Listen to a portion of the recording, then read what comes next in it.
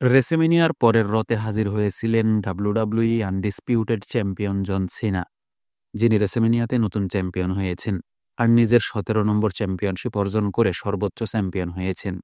তবে তিনি আসার পরে একজন হিল হিসেবে যে বু পাওয়ার কথা, সেটা তিনি লাভ করেননি, বরং বেশিরভাগ ফ্যানই তার আসার পরে চিয়ার করেছিল। তবে এটা কোনোভাবেই মানানসই ছিল না আর তিনিও এটা মেনে নেননি। তবে জোর করে তাকে হিলের দায়িত্ব পালন করতে হয়েছে, মানে তিনি সবাইকে অপমান করেছেন আর সবাইকে মনে করিয়ে দেন কিভাবে সবাই তাকে বু দিয়েছে, এটা জেতার পরে আবার কিভাবে তারাই চেয়ার করছে। কিন্তু তিনি আগের অভিজ্ঞতা ভুলে যাননি।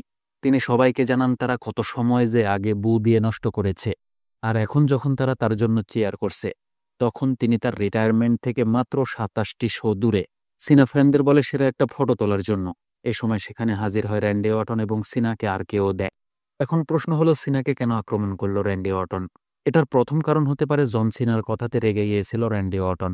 সিনা যখন সেগমেন্ট চালিয়ে যাচ্ছিলেন, তখন তিনি নিজেকে একমাত্র আসল চ্যাম্পিয়ন হিসেবে দাবি করেন।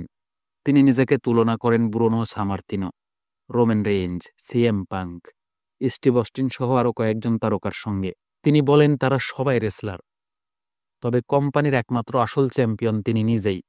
তিনি যখন চলে যাবেন তখন আসল চ্যাম্পিয়ন শূন্য হয়ে যাবে এই কোম্পানি।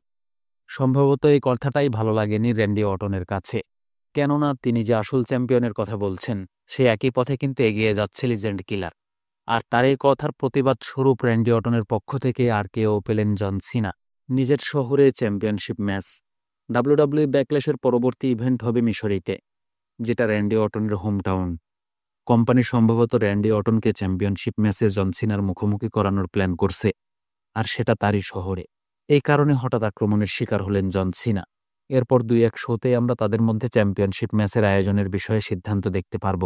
15 নম্বর চ্যাম্পিয়নশিপ জয় এবং নিজেকে সেরা প্রমাণ করা। র্যান্ডি অর্টন ইতিমধ্যে 14 বার ওয়ার্ল্ড হেভিওয়েট চ্যাম্পিয়ন হয়েছে, যেখানে জন সিনার সাথে পাল্লা দিতে আরও 3 বার চ্যাম্পিয়নশিপ জিততে হবে এই তারকাকে। হয়তো সেটাও করবে কোম্পানি, তবে এখন তার লক্ষ্য হলো 15 নম্বর চ্যাম্পিয়নশিপ জয়। আর যদি জন সিনার বিপক্ষে র্যান্ডি অর্টন চ্যাম্পিয়নশিপ জিতে যায়, তাহলে সেখানে সিনা কিন্তু নিজেকে র্যান্ডি অর্টনের চেয়ে সেরা বলার ক্ষমতা রাখেন না। আর র্যান্ডি অর্টন যদি জিতে যায়, তাহলে সেখানে তো অটোমেটিকই সেরা হয়ে যাবে র্যান্ডি অর্টন। আর এটাও কিন্তু র্যান্ডি অর্টনের একটা লক্ষ্য।